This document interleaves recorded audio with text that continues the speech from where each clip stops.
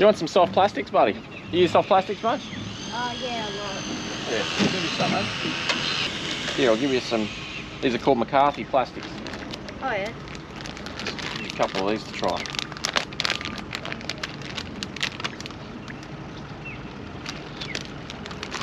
They look like good plastic. They are, mate. They're very good. They're from South Africa. Oh yeah. Obviously. Did you catch any on them? Yeah, mate. Catch heaps of flathead on them. Oh, that's good. Oop, oop.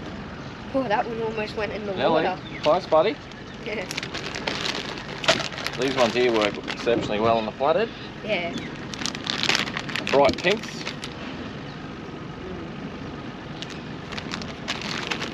What else we got? A couple curly grubs. There you go, mate. Thanks, mate. Go catch some flatties. Yeah. Have a good day, mate. You too. It's good to. Did you get any fish? I haven't been yet. I'm just going now. Oh yeah. I did get a few. Thank you, buddy. Yeah. Enjoy your day. How cool is it to see the young generation enjoying fishing? He's collecting his own bait, throwing his cast net, ready to have a fish. He's got the day off today, he said, so what better thing to do than come out for a fish? It's so good. It's great to see young fellas doing it. So happy to give him a few soft plastics. He's into his flatty fishing, so it's perfect for him. Very cool. Got to look after that next generation. Cracking day. Let's go see what we can find today. Alright guys, there's our first swim bait we're throwing out. So that's a live target mullet. Comes with a big single hook in it. I've added a treble to the bottom of it just to make sure the hooks stay in it. The conversion rates become much higher if you put a stinger in them. Got a little bit of depth at the moment. We're in about 1 metre of water. So hopefully that doesn't get caught up and I can swim it nice and slowly. They don't swim really erratically. It's just a nice subtle movement of that tail, which actually looks like a real mullet would. But get a load of that. Geez, that looks realistic. That is crazy. So we'll throw that out along this weed line here, right where it meets the sand, and hopefully we find a big flathead on it. Using a 20 to 40 pound blade and tails bait casting rod, an ATC Combat 100 reel, 15 pound braid, 20 pound leader. All right, so here we go.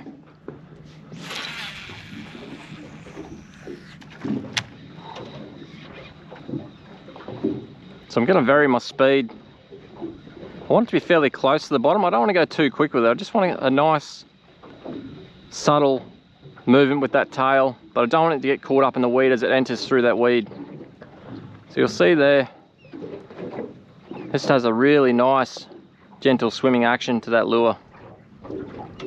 That's perfect, what we want.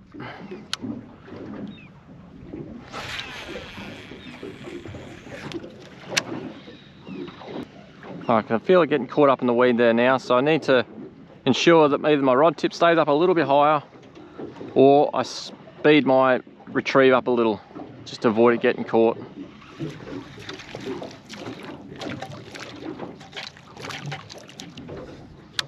I'm going to try to put a big cast out, so a little bit of a deeper channel on this side, but also the other side, very important you try to reach the other side as well. So I'm hoping that I can pretty much target this whole sandbank that's through here, on this inside edge and the outside edge where it drops off into a channel.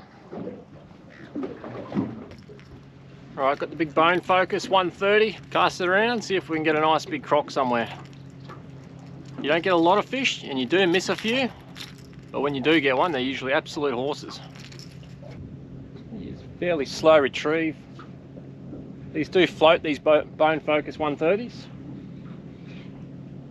Slowly work it back and putting a twitch into it as well, just to get it darting and look very erratic like an injured bait fish.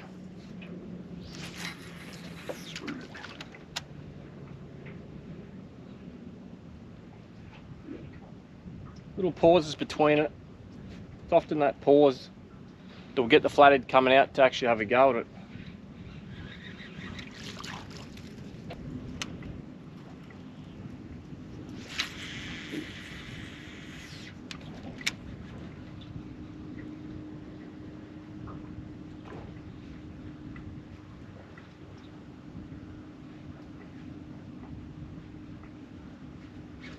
Oh yeah, got one. Good fish. Oh, that's a good fish.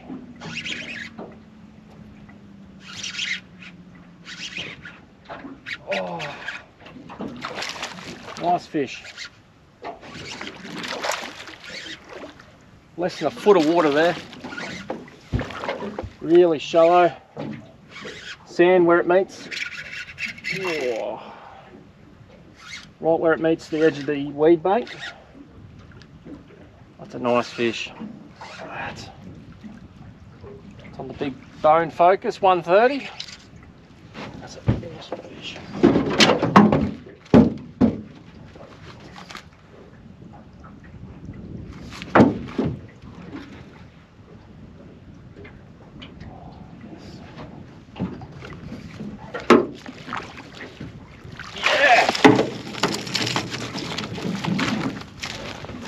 That is a cracker.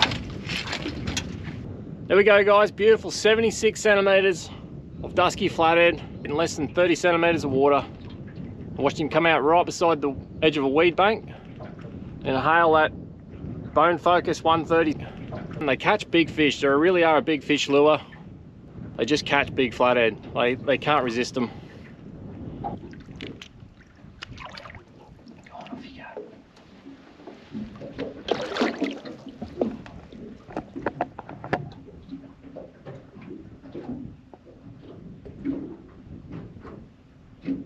Got a nice bank here with run-off tide. A couple little weed patches through here. I'll cast around to it. See if we can entice a big girl.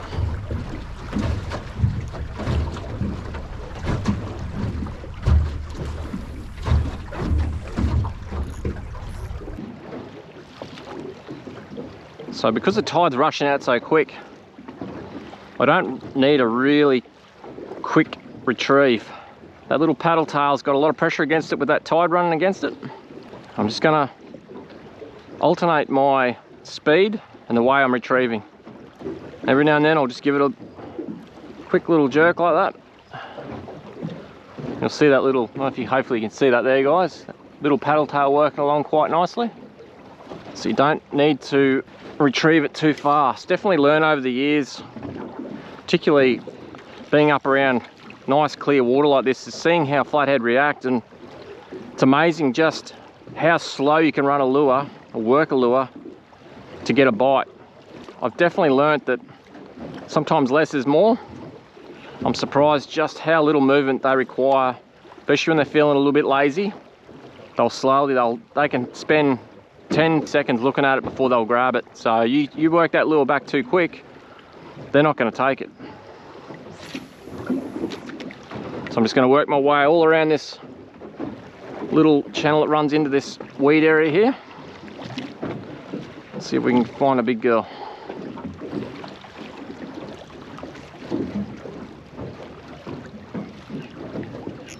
Yep, got one. Right in that little weed patch. I don't know if you can see that. There's a dark patch right there. Just put a cast on top of that and hooked up. Feels like she's like a pretty big fish, this. It's got a lot of weight to it, but it's not doing much. It's cutting back across. Got a lot of current running off this bank. So. Ooh, Nelly went in.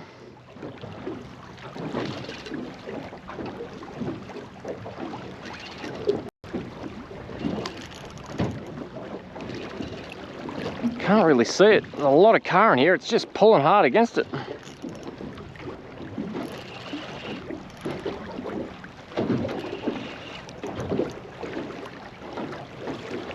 Oh, it's a dead set cracker. Absolute cracker. I've only got light line. I'm just going to go easy on this fish. I don't know where I've got it hooked.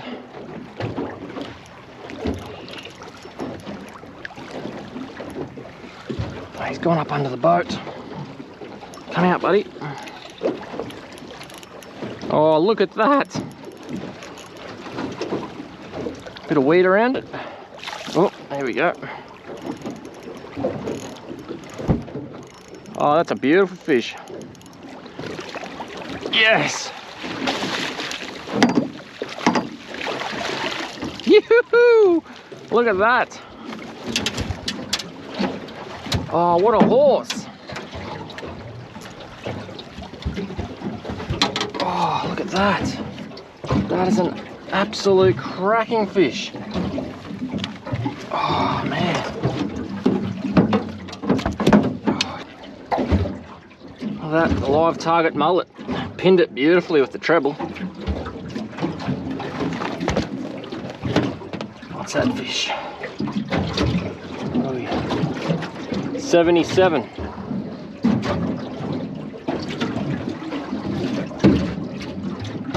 Yep. I know, 76 and a half. There we go guys, 76.5 centimeters, cracking dusky flatty on the live target mullet. Just a nice slow retrieve, a little bit of a twitch here and there. This big girl couldn't resist it. That is so cool, such an exciting way to fish. Gonna get a swimmer and let her go. See you later, big girl. Off you go. Away she goes. Go down and sulk on the bottom for a while. Get some energy back and move on. Sorry guys, I can't show you the backgrounds. Obvious reasons. I want to protect these guys, but also in respect for others who might be fishing this area. If there's other people fishing the area and I go put it all over the internet for everyone to see, everyone will end up here and start flogging it, and it's only going to hurt the fishery, but also make it very hard for others who have put the time and effort in to find the areas to fish. So I'm sure people can understand that. Soon after, at another spot, I had a flathead hit the same swim bait lure, but somehow missed the hooks. I could see where the flathead was lying in the deeper water off the edge of the channel, but it had become super shy and not interested in the bigger lures I was using. I put the underwater drone down and tried to film the flathead while casting a xeric flat-shad plastic at it. Trying to do both things at once turned out to be impossible by myself, and before you know it, the flathead inhales the plastic that was sitting on the bottom.